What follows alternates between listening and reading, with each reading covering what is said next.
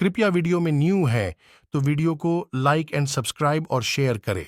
धृतराष्ट्र ने पूछा, संजय, जब पांडु के पुत्रों ने सम्रांगण में समस्त सेनाओं का संहार कर डाला, तब मेरी सेना के शेष वीरों ने क्या किया? कृतवर्मा, कृपाचार्य, पराक्रमी द्रोणपुत्र अश्वत्थामा तथा मंदबुद्धि राजा दुर्योधन ने उस समय क्या किया? संजय ने कहा, राजन, जब महामनस्वी क्षत्रिय राजाओं की पत्नियां भाग चलीं और सब लोगों के पलायन करने से सारा शिविर सूना हो गया, उस समय पूर्वोक्त तीनों रथी अत्यंत उद्विग्न हो गए।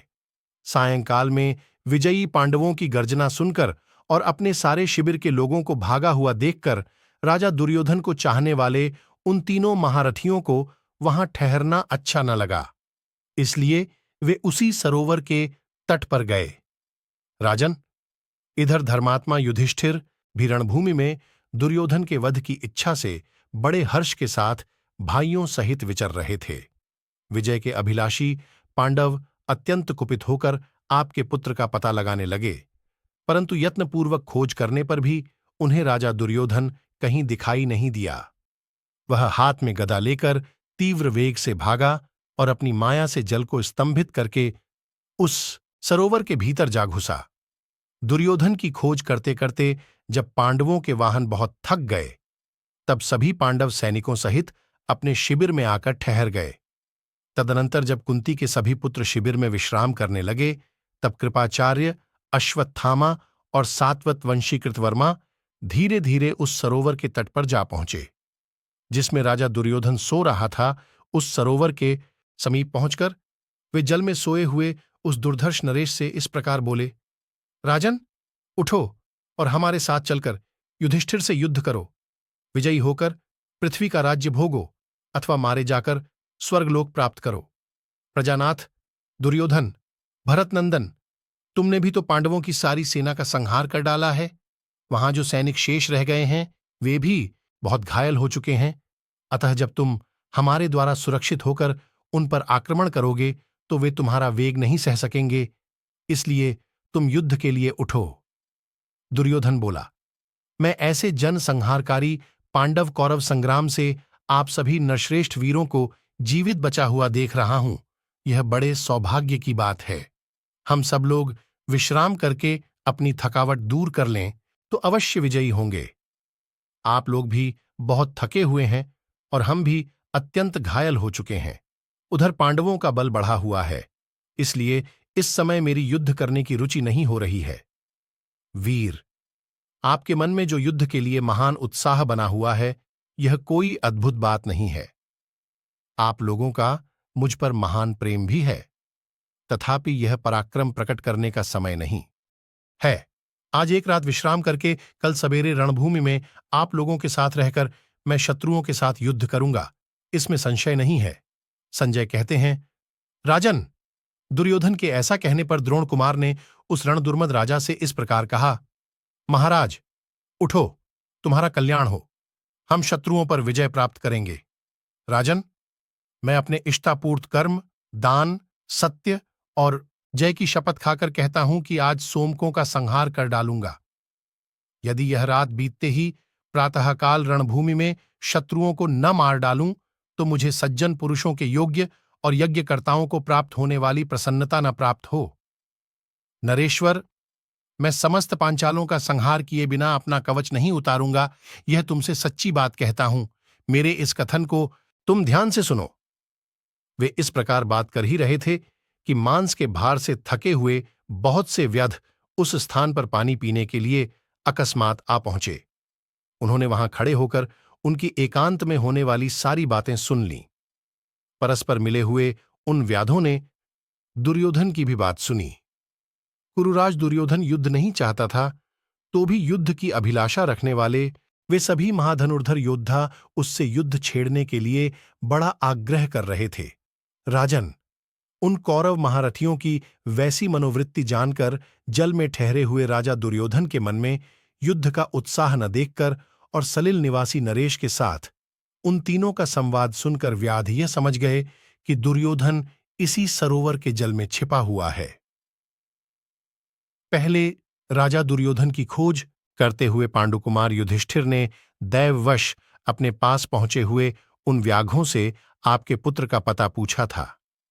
राजन, उस समय पांडुपुत्र की कही हुई बात याद करके वे व्याध आपस में धीरे धीरे बोले, यदि हम दुर्योधन का पता बता दें तो पांडुपुत्र युधिष्ठिर हमें धन देंगे। हमें तो यहां यह स्पष्ट रूप से झात हो गया कि राजा दुर्योधन इसी सरोवर में छिपा हुआ है।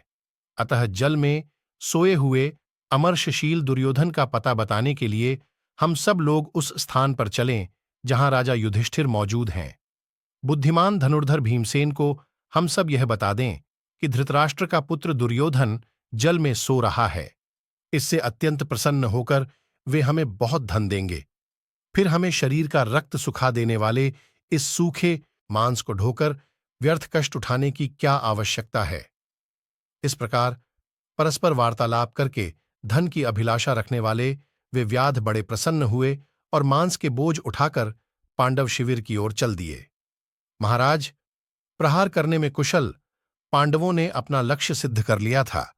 उन्होंने दुर्योधन को सम्रांगण में खड़ा न देख उस पापी के किए हुए छल कपट का बदला चुकाकर वैर के पार जाने की इच्छा से उस संग्राम भूमि में चारों ओर गुप्तचर भेज रखे थे। धर्मराज के उन सभी गुप्तचर सैनिकों ने एक साथ लौटकर यह निवेदन किया कि राजा दुर्योधन लापता हो गया है। भरत श्रेष्ठ उन गुप्तचरों की बात सुनकर राजा युधिष्ठिर घोर चिंता में पड़ गए और लंबी सांस खींचने लगे। भरतभूषण, नरेश, तदनंतर जब पांडव खिन्न होकर बैठे हुए थे, उसी समय वे व्याध राजा दुर्योधन को अपनी आंखों देखकर तुरंत ही उस स्थान से हट गए और बड़े हर्ष के साथ पांडव शिविर में जा पहुंचे। द्वारपालों के रोकने पर भी वे भीमसेन के देखते देखते भीतर घुस गए। महाबली पांडुपुत्र भीमसेन के पास जाकर उन्होंने सरोवर के तट पर जो कुछ हुआ था और जो कुछ सुनने में आया था वह सब कह सुनाया। राजन, तब शत्रुओं को संताप देने वाले भीम ने व्याधों को बहुत धन देकर धर्मराज से सारा समाचार कहा। वे बोले, धर्मराज, मेरे व्याधों ने राजा दुर्योधन का पता लगा लिया है। आप जिसके लिए संतप्त हैं वह माया से पानी बांधकर सरोवर में सो रहा है। प्रजानाथ। भीमसेन का वह प्रिय वचन सुनकर अजात शत्रु कुंती कुमार युधिष्ठिर अपने भाइयों के साथ बड़े प्रसन्न हुए। महाधनुर्धर दुर्योधन को पानी से भरे सरोवर में घुसा सुनकर राजा युधिष्ठिर भगवान श्री कृष्ण को आगे करके शीघ्र ही वहां से चल दिए। प्रजानाथ। फिर तो हर्ष में भरे हुए पांडव और पांचालों की किलकिलाहट का शब्द सब ओर गूंजने लगा। भरतभूषण, नरेश, वे सभी क्षत्रिय सिंहनाद एवं गर्जना करने लगे तथा तुरंत ही द्वैपायन नामक सरोवर के पास जा पहुंचे। हर्ष में भरे हुए सोमक वीर रणभूमि में सब ओर पुकार पुकार कर कहने लगे, धृतराष्ट्र के पापी पुत्र का पता लग गया और उसे देख लिया गया। पृथ्वीनाथ। वहां शीघ्रतापूर्वक यात्रा करने वाले उनके वेगशाली रथों का घोर घर घर शब्द आकाश में व्याप्त हो गया। भारत। उस समय अर्जुन, भीमसेन, माद्रीकुमार पांडुपुत्र नकुल सहदेव, पांचाल राजकुमार धृष्टद्युम्न, अपराजित वीर शिखंडी, उत्तमौजा, युद्धामन्यु, महारथी सात्यकी, द्रौपदी के पांचों पुत्र तथा पांचालों में से जो जीवित बच गए थे, वे वीर दुर्योधन को पकड़ने की इच्छा से अपने वाहनों के थके होने पर भी बड़े उतावली के साथ राजा युधिष्ठिर के पीछे पीछे गए। उनके साथ सभी घुड़सवार, हाथी सवार और सैकड़ों पैदल सैनिक भी थे। महाराज, तत्पश्चात प्रतापी धर्मराज युधिष्ठिर उस भयंकर द्वैपायन हृद के तट पर जा पहुंचे जिसके भीतर दुर्योधन छिपा हुआ था। उसका जल शीतल और निर्मल था। वह देखने में मनोरम और दूसरे समुद्र के समान विशाल था। भारत। उसी के भीतर माया द्वारा जल को स्तंभित करके दैवयोग एवं अद्भुत विधि से आपका पुत्र विश्राम कर रहा था। प्रभो, नरेंद्र। हाथ में गदा लिए राजा दुर्योधन जल के भीतर सोया था। उस समय किसी भी मनुष्य के लिए उसको देखना कठिन था। तदनंतर पानी के भीतर बैठे हुए राजा दुर्योधन ने मेघ की गर्जना के समान भयंकर शब्द सुना।